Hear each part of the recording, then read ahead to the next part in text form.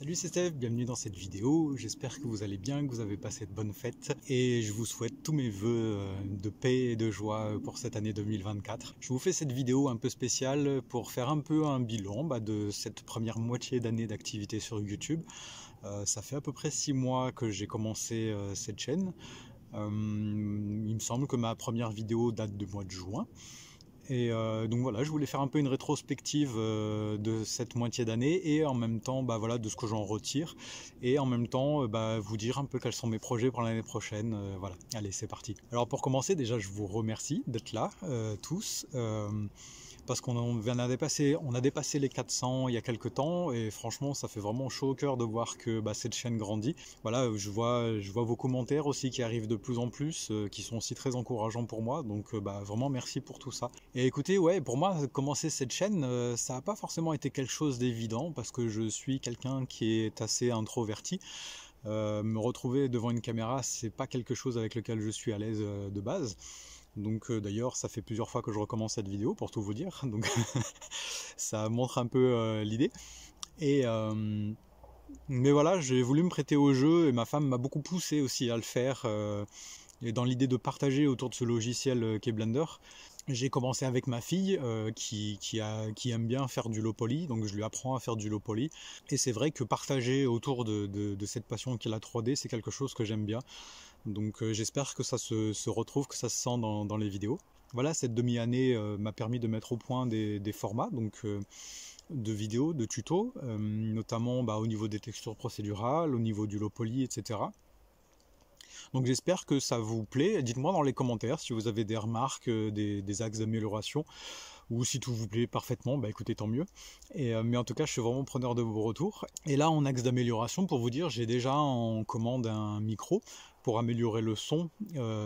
Pour moi, c'était important de pouvoir l'améliorer parce que on voit pas ma tête tout le long, mais par contre, voilà, vous entendez beaucoup ma voix. Ce qui m'amène doucement, écoutez, vers les projets 2024. J'ai déjà une base, donc comme je viens de vous le dire, de format de vidéo, donc je pense déjà la garder, donc et en prenant en compte aussi vos remarques si vous en avez. Sinon, comme autre format que je suis en train de réfléchir, c'est un format plus timelapse. Alors j'en ai déjà fait certains plus en short, qui reprend les tutos que j'ai fait, notamment en low poly. Mais là l'idée ce serait vraiment de faire une scène complète en timelapse. Et de le montrer que comme ça, donc en montrant les touches, parce qu'il y a une extension sur Blender qui permet d'afficher les touches. Alors elle est en anglais, mais elle a le mérite d'exister. Et ça permet voilà, de suivre tout le process de modélisation et de texturing. Et donc voilà, dites-moi si c'est un format qui vous plairait éventuellement. En tout cas, je réfléchis à ça, je vais peut-être le tenter dans les semaines qui viennent. Et sinon, à part ça, je viens de mettre en vente aussi des packs de textures procédurales, donc que ce soit sur Blender Market ou sur Gumroad. Vous pouvez les retrouver, donc les liens sont en description, si le cœur vous en dit d'aller jeter un œil à ça. Donc c'est des textures qui sont plus poussées, qui vont plus loin que ce que je vous montre en tuto. Déjà elles sont regroupées en nœuds personnalisables, donc ça permet d'aller vite dans le process de création. Vous avez des réglages sur lesquels vous pouvez directement jouer. Vous n'avez pas besoin de rechercher les réglages dans un système nodal, vous en avez qu'un. Et en même temps ça permet voilà, de commencer à mettre en place certaines choses qui permettent de soutenir la chaîne aussi autrement. Donc voilà, vous pouvez aller checker ça si le cœur vous en dit.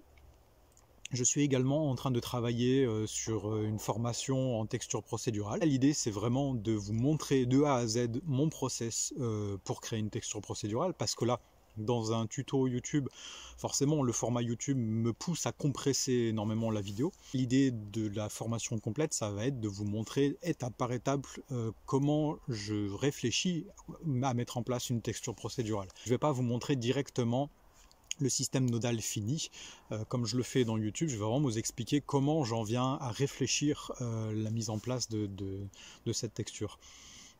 Et en même temps, l'idée c'est que ce soit accessible dès un niveau type débutant. On va vraiment commencer par les bases, vous expliquer comment fonctionnent les nœuds, tout ça, mais voilà, je vous en parlerai plus en détail prochainement dans des vidéos dédiées. Également à côté de ça, je vais mettre en place dans l'idée une formation complète en low poly, également accessible dès un niveau débutant. Là c'est vraiment pour rendre accessible la modélisation, les bases de la modélisation et du texturing. Mais voilà, de la même manière, je vous en reparlerai plus en détail quand le moment sera venu. Je pense avoir fait un peu le tour, je vous remercie encore encore pour votre présence et votre soutien.